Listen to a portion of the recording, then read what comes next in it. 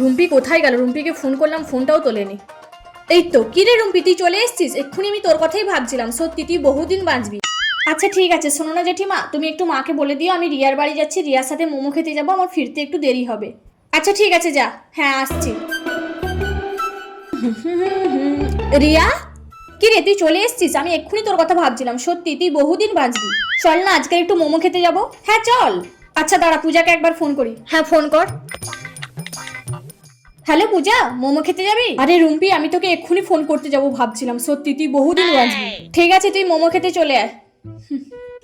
আচ্ছা রিয়া, আজকের কি হয়েছে বলতো? সবাই বলছে আমার কথা ভাবছে আমি নাকি বহুদিন বাঁচবো। জলের বোতলটা দে তো, জল খাবো। হ্যাঁ এই নে।